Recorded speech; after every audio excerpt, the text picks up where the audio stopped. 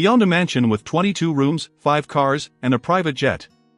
But every night, Richard Hale walked through his empty house and felt nothing but silence. Richard Hale had everything money could buy. A sprawling mansion with 22 rooms, each one decorated with the finest furniture money could procure. 5 luxury cars sat in his climate-controlled garage, and a private jet waited for him at the airport, ready to take him anywhere in the world.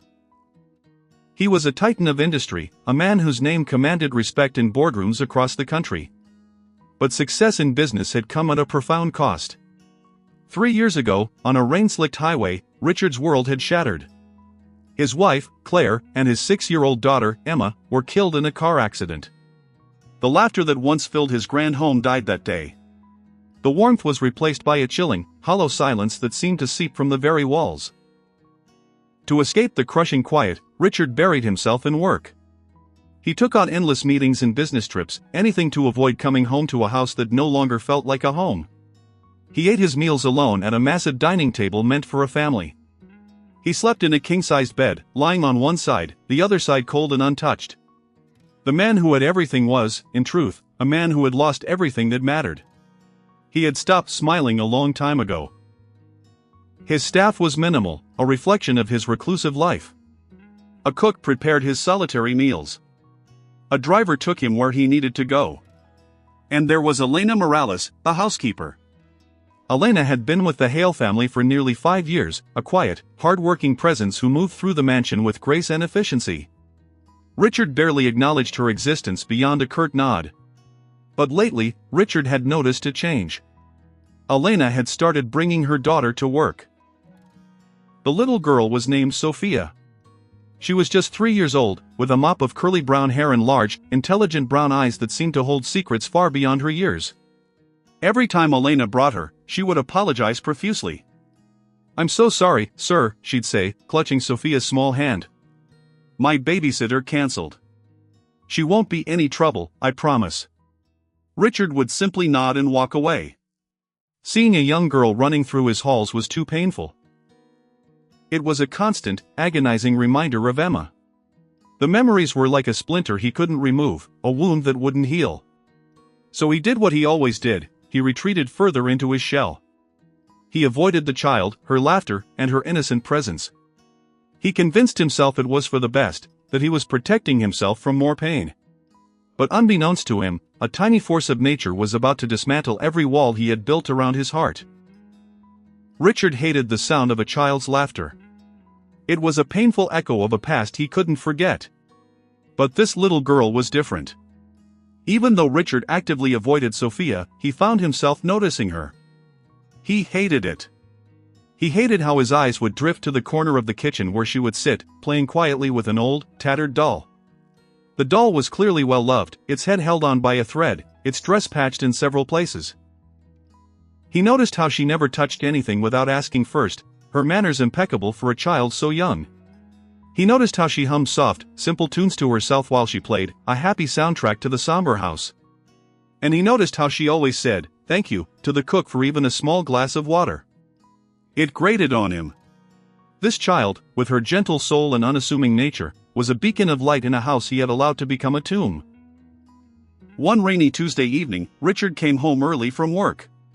His head throbbed from another interminable day filled with meaningless meetings. As he walked past the kitchen, a soft, breaking sound caught his attention. He heard Elena on the phone, her voice trembling. "I understand," Elena said quietly into the receiver. There was a pause, and then her voice cracked. "I'll find a way. Thank you for telling me."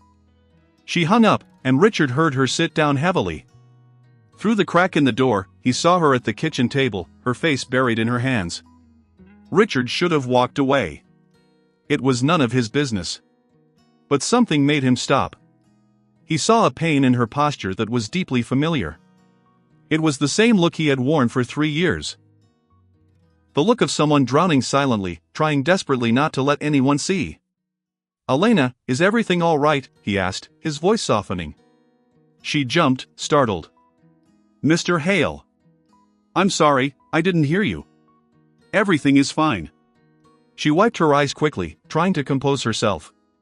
He didn't believe her, but he didn't push. He simply nodded and retreated to his study. But that night, he couldn't stop thinking about the look on her face. The same look of quiet desperation he saw in the mirror every day. He wondered what had happened to Elena. For the first time in 5 years, he realized he knew nothing about her life.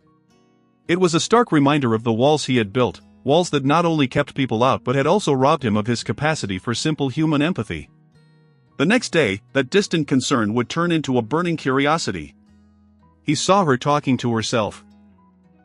But as he crept closer, Richard realized she wasn't talking to herself at all. She was talking to someone else. Someone who wasn't there. The next morning, Richard woke earlier than usual. He couldn't shake the image of Elena's tear-streaked face from his mind. He walked through the garden, trying to clear his head, when he saw Sophia. She was alone, standing near the old oak tree at the very edge of the property. She was talking, her small hands gesturing as if in conversation. But there was no one else around. Driven by a strange, unexplainable curiosity, Richard stayed behind a large hedge, watching. He saw Sophia kneel near a small patch of dirt. She was whispering softly, her tiny voice a gentle murmur that the wind almost carried away. She began patting the soil with her small hands, a gesture so tender it looked as if she were tucking something in for bed.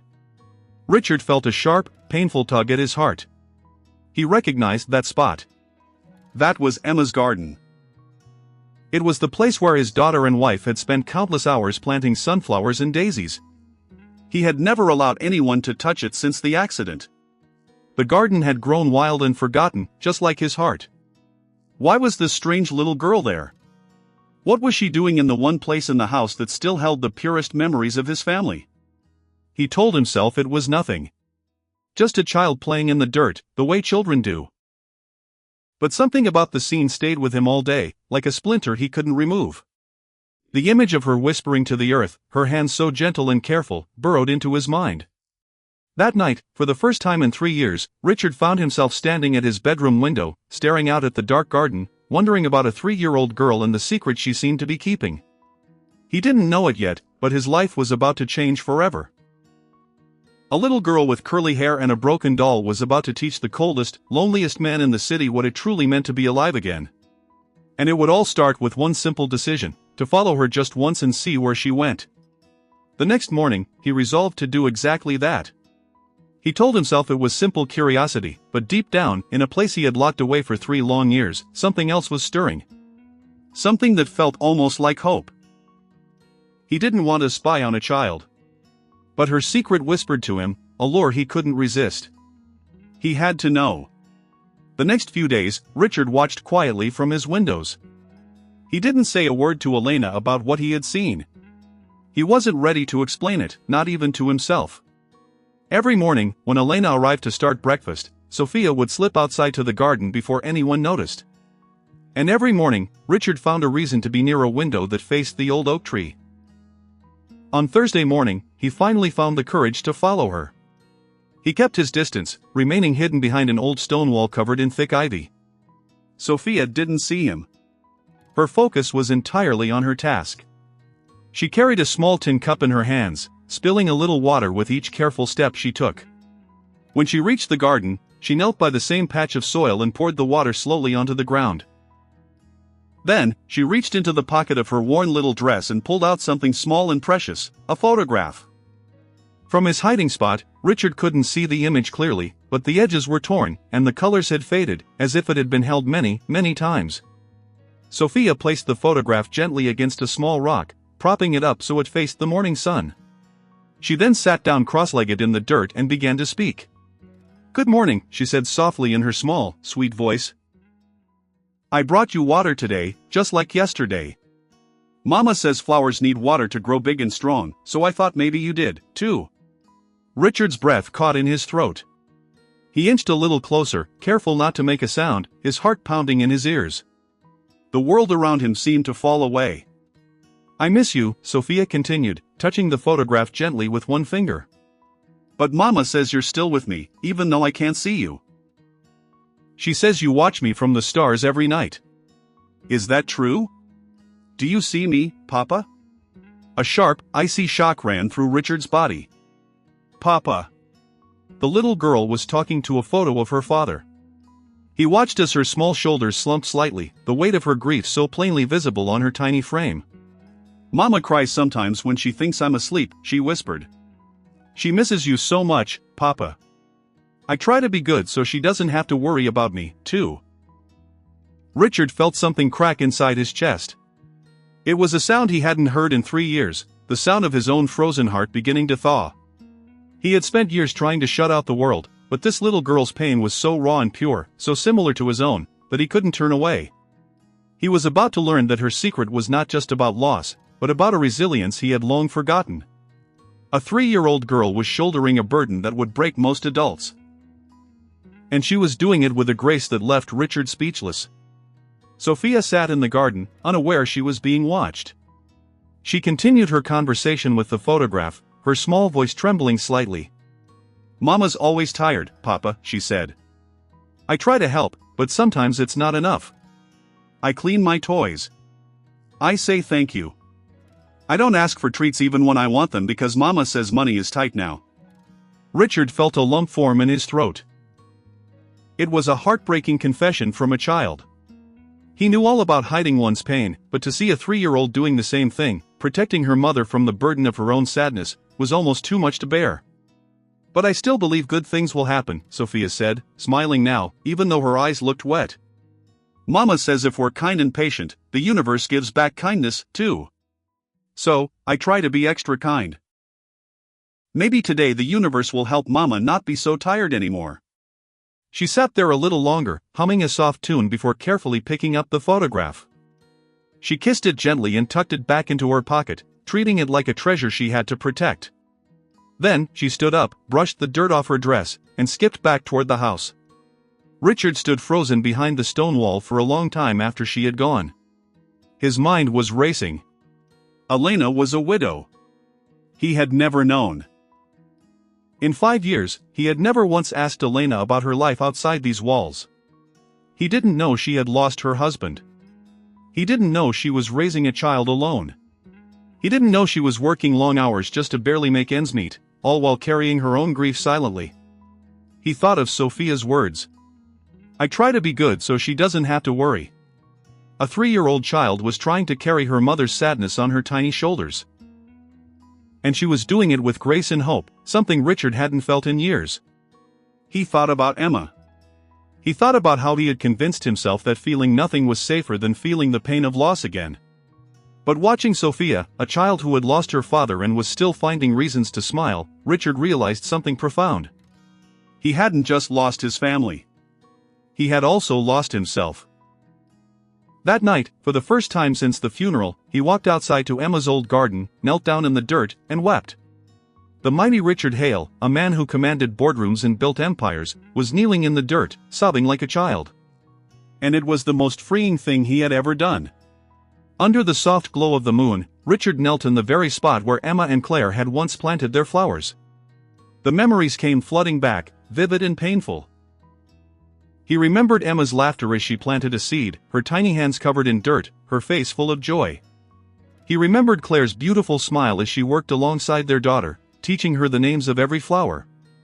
For 3 years, he had refused to come here.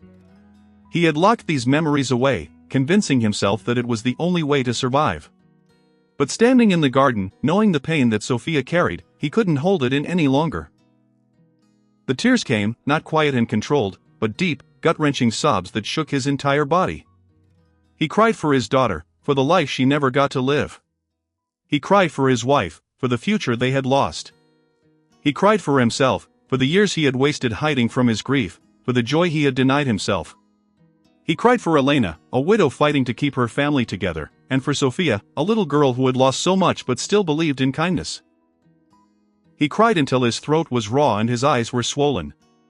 When he finally stood up, something inside him had shifted. The weight of his grief felt a little lighter, not gone, but more bearable. The walls around his heart had begun to crumble, and in their place was a new feeling, a desire to connect, to help, and to live again. He didn't know what he was going to do yet, but he knew one thing for certain. He could not simply go back to ignoring Elena and Sophia. He had seen too much. He had felt too much. Fate had shown him something important, a mirror reflecting his own grief in a little girl's story, and he intended to honor it. He would not let this second chance slip away. The next morning, he made a decision that would change all of their lives forever.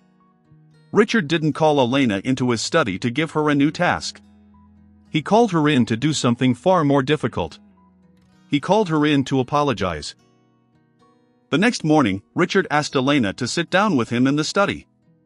It was something he had never done before, and the formality of it made Elena visibly nervous.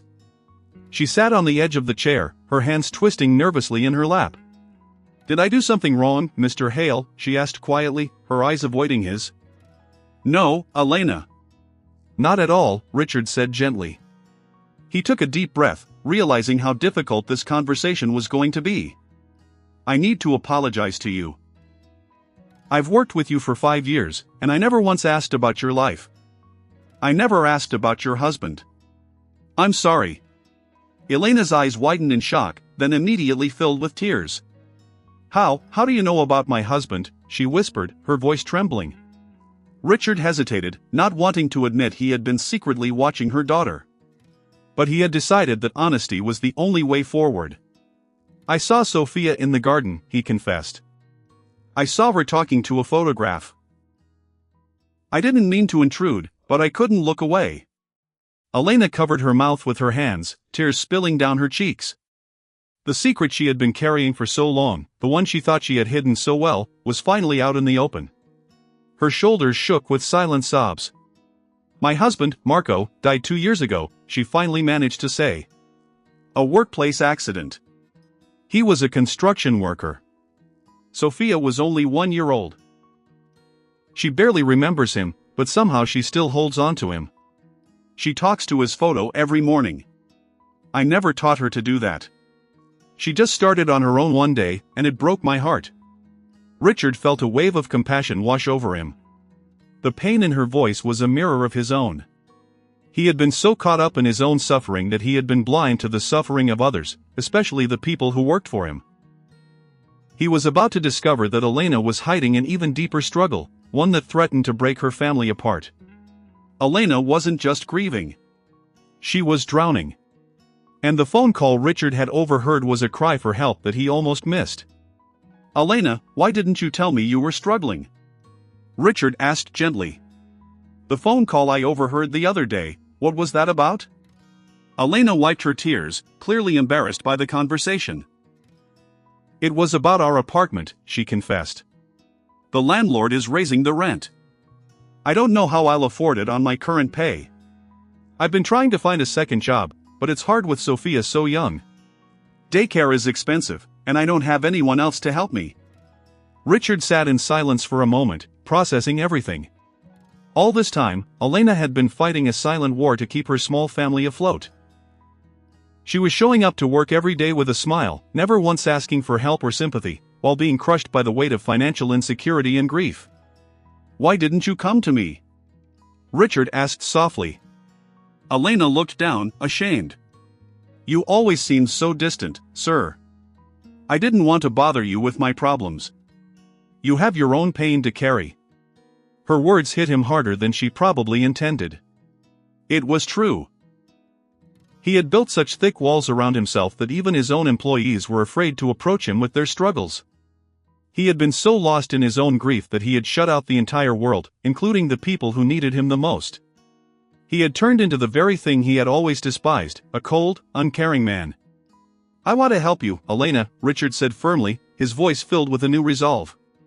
"Not out of pity, but because it's the right thing to do. And because your daughter. She reminded me of something I had forgotten." For the first time in 3 years, Richard began to tell the story of his own loss. He told Elena about Claire and Emma, about the car accident, and about the darkness he had been living in ever since. It was the first time he had spoken their names out loud in 3 years, and the words felt both painful and liberating. By opening up to Elena, he was taking the first step toward healing. It wasn't a coincidence that Sophia chose that garden. It was fate. 2 grieving hearts, his daughter and hers, had found each other in the soil. As Richard finished his story, Elena sat in stunned silence. She had worked in this mansion for 5 years, never knowing the tragedy that had befallen her employer. She had always thought he was just cold and distant, a man too absorbed in his business to care about others. Now she understood that his coldness was a shield, a desperate attempt to protect himself from more pain. "Sophia's garden," Richard said, pointing out the window. "It's actually my daughter's garden. She used to plant flowers there with my wife." Elena gasped softly, her hand flying to her mouth. "I had no idea. Sophia must have found it on her own. She's always finding quiet corners to talk to her father's picture. I never thought she would go there." Richard managed a small, sad smile. Maybe they found each other in that garden, in their own way. Two children who lost too much too soon. It was a beautiful, heartbreaking thought. Two little girls, one who had lost her father and one who had been lost to her father, connected by a patch of earth and a shared need for comfort. Elena and Richard sat in a comfortable silence, both of them processing the strange, wonderful coincidence that had brought them together. Richard realized that Elena's grief and his own were not so different. They had both been shattered by loss, and they had both tried to deal with it in isolation. But now, their paths had crossed. Perhaps it was time to stop going through the pain alone. Richard made a promise to himself right then: he would do everything in his power to help Elena and Sophia. He would give them the safety and stability they needed, and in doing so, he would find a way to heal his own broken heart. Richard didn't just offer Elena a raise. He offered her something far more valuable, a future. And it was a future that would change all of their lives. From that day forward, everything began to change in the Hale mansion. Richard took immediate action to help Elena. He covered the increase in her rent without making it feel like charity, settling the debt with her landlord quietly and discreetly. He arranged for Sophia to attend a good preschool nearby, a school that Elena could never have afforded on her own. The relief on Elena's face when she heard the news was profound, a weight visibly lifting from her shoulders. But Richard didn't stop there. He also adjusted her schedule so she could spend more time with Sophia in the evenings. He hired extra help for the household, reducing her workload so she wouldn't have to work herself to exhaustion. For the first time in years, Elena felt like she could breathe. The changes weren't just financial or practical. Richard began coming home earlier from work, eager to spend time in the garden. He started helping Sophia and Elena plant new flowers, clearing away the weeds that had overtaken the space. He bought new gardening tools and seeds, and together, they worked to restore the garden to its former beauty. Slowly, the space that once held only sadness began to bloom with new life. Richard also began to change in other ways. He started to smile more, a genuine smile that reached his eyes. He asked Elena about her day, listening with genuine interest. He even began joining them for dinner, leaving his enormous, empty dining room behind. The mansion, once cold and lifeless, slowly filled with a warmth it hadn't known in years. And at the center of it all was little Sophia, a beacon of light who had shown him the way back to life. He had built an empire on negotiation and deals. But fixing a broken doll? That was the most important deal he had ever closed. One afternoon, Richard was sitting on the porch, watching Sophia water the flowers with a small watering can. She was humming a cheerful tune, her dirty dress and bare feet a testament to a day well spent. She noticed him watching and skipped over, her big eyes full of trust. "Mr. Richard," she said, holding up her tattered doll. "Can you fix her arm? It's falling off again." Richard looked at the doll. It was a sorry sight, the fabric faded, the stuffing coming out in places. The arm was barely hanging on by a single thread. He took the doll gently in his hands, remembering a time when he had fixed a similar toy for Emma. It had been a lifetime ago. "Of course, Sophia," he said softly. "Let me see what I can do." He went inside and found Elena's sewing kit. His hands, more used to signing contracts and shaking hands at business meetings, fumbled at first with the needle and thread. But he was patient, determined to do a good job. He carefully stitched the little arm back into place, making sure it was secure. When he returned the doll to Sophia, her face lit up with a brilliant smile. "Thank you, Mr. Richard," she exclaimed. Then, without warning, she wrapped her small arms around his leg, hugging him tightly. Richard froze. It had been so long since anyone had hugged him without expecting anything in return. The simple, innocent affection of this child pierced through the last remnants of his defenses. He knelt down and gently hugged her back, feeling a warmth spread through his chest, a warmth he thought had died a long time ago. In that moment, Sophia wasn't just Elena's daughter. She was a part of his life, a child he had grown to care for deeply. The walls around his heart were gone, replaced by a love he had never expected to find again. He was becoming the father he thought he'd never be again. The heaviest burden a heart can carry is an untold story. Richard finally found the strength to tell his. One evening, while helping Sophia plant a new row of sunflowers in the garden, Richard found himself doing something he had never been able to do before. He started talking about Emma. He told Sophia stories about his daughter, remembering her laughter and her curious questions about the world. He told her about how Emma loved sunflowers because they always faced the sun, always searching for the light, even on cloudy days. Sophia listened intently, her small hands patting the soil around a newly planted seed. "Just like Mama says we should," she said thoughtfully, looking up at him with her wise eyes. "Always look for the light." Richard smiled, ruffling her curly hair gently. Yes, exactly like that. It was a moment of pure connection, a bridge between his past and his future. He was no longer just remembering Emma, he was sharing her memory with someone new, someone who understood the value of hope. It was a healing experience. Elena watched from the porch, her eyes glistening with tears. She saw the transformation in Richard, the man who had once been a cold, distant employer now sitting in the dirt with her daughter, telling stories of his lost child. It was a beautiful, unexpected friendship. She realized that allowing others to help wasn't a weakness, it was a gift, both for the giver and the receiver. Richard was giving her stability and support, and she and Sophia were giving him a reason to live again. It was a perfect, symbiotic relationship born from shared grief and a mutual desire for connection. They weren't just colleagues or friends anymore. They were something more. They were a family, bruised, healing, but together. As weeks turned into months, a beautiful transformation took place. The Hale mansion, once a monument to loneliness and grief, was now filled with the sound of laughter. The pitter-patter of small feet echoed through the halls, a welcome sound that chased away the shadows. Richard spent his weekends differently now. Instead of business trips and empty golf outings, he took Sophia and Elena to the local park.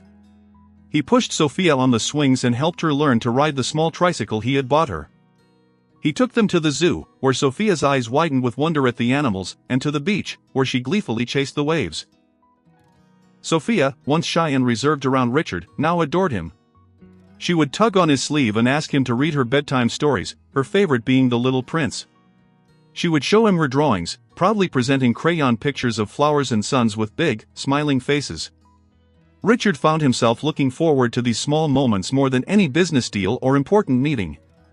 One evening, after putting Sophia to bed, Richard and Elena sat in the garden under the stars. The night was quiet, peaceful, the fragrance of the blooming flowers filling the air. "Elena," Richard said softly, "I want you to know something. These past few months, you and Sophia have given me something I thought I'd lost forever.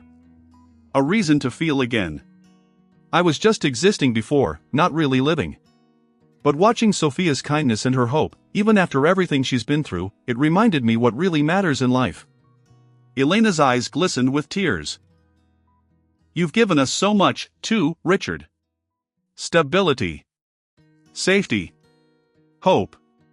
Sophia adores you. She talks about you all the time." Richard chuckled softly. "Please, call me Richard. After everything we've shared, calling me Mr. Hale feels too distant now." Elena smiled, a warmth spreading through her. "All right, then. Richard." A year passed. The mansion was no longer a home of a lonely billionaire, it was a home filled with the love of a new family. A year ago, Richard's home was a tomb. Now, it was a sanctuary, filled with the laughter of a little girl. He would never let the silence return. A full year had passed since that rainy Tuesday when Richard first noticed something was wrong with Elena. The transformation in his home was nothing short of miraculous.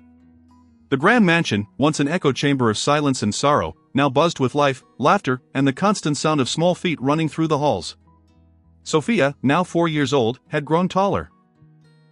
Her curly hair was a little longer, and her vocabulary had expanded to include words she loved to use dramatically.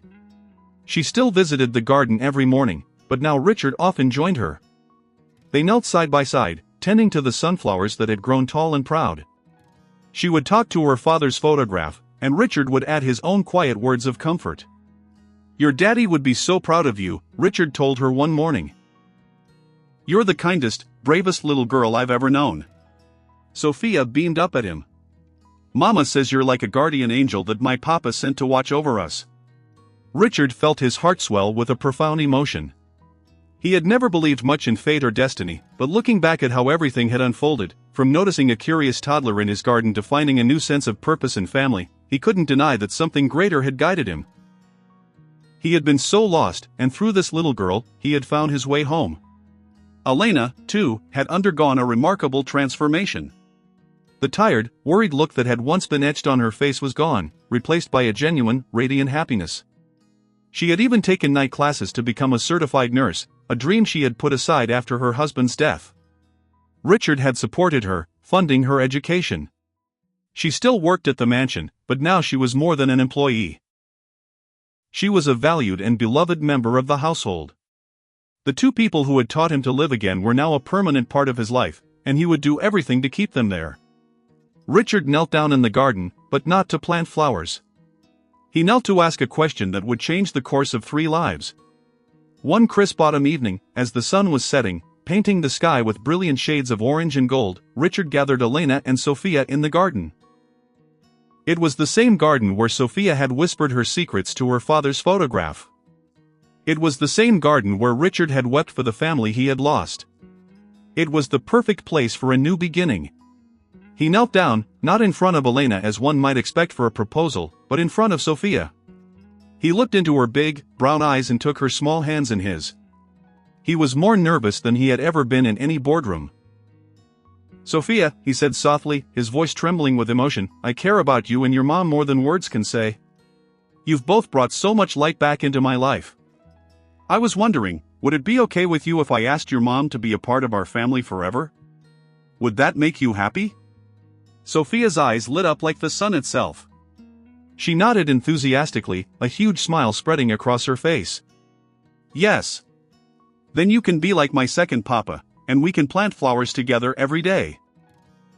Richard laughed, a joyful, free sound he hadn't made in years. He wiped a tear from his eye, feeling a joy he thought he had lost forever. Then he turned to Elena, who was standing there with her hands over her mouth, tears streaming down her face. "Elena," he said, his voice full of love and sincerity, "you and Sophia taught me how to live again. You showed me that even after the deepest loss, there is still room for hope, for love, and for new beginnings. Will you allow me to be part of your family? Not as your employer, but as your husband and Sophia's father?" Elena, overcome with emotion, could only nod through her tears. "Yes, Richard. Yes, 1,000 times yes." The garden erupted in cheers and laughter, the sound of a family coming together. The garden where 2 children had met in spirit was now the stage for a new family's union. A few months later, the little garden was transformed into a breathtaking wedding venue. Strings of fairy lights were woven through the branches of the old oak tree, casting a magical glow over the ceremony.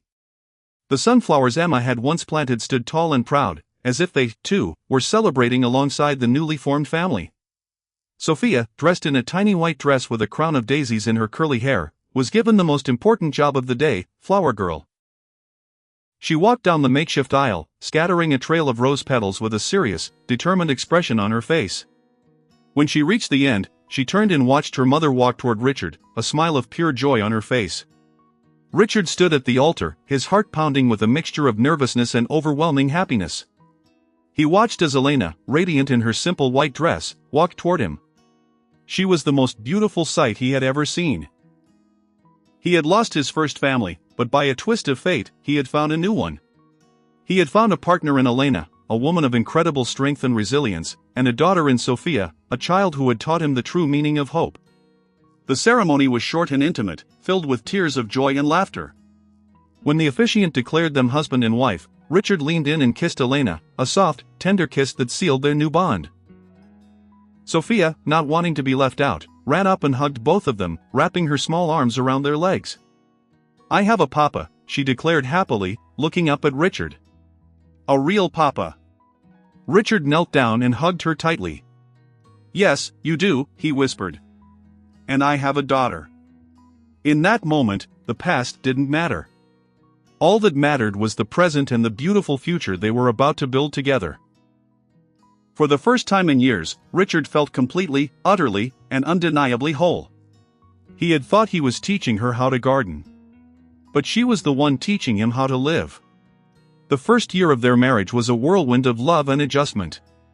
Richard had to learn to be a husband and a father again, roles he thought he had lost forever.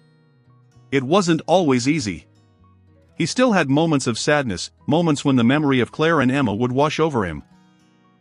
But now he had Elena and Sophia by his side, a support system he had never had before. Elena was a constant source of strength and comfort. She understood his grief because she had experienced it herself. She knew when to give him space and when to pull him close. She taught him that honoring the past didn't mean living in it. It was okay to be happy again. It was okay to love again. But it was Sophia who taught him the most profound lessons. She taught him how to be patient, how to see the world through the eyes of a child, and how to find joy in the simplest things. A butterfly landing on a flower, the first snowfall of winter, a silly song she made up on the spot. Sophia found magic in everything. She taught him that hope wasn't just a concept, it was a way of life. One day, after a particularly hard week at work, Richard came home feeling exhausted and defeated.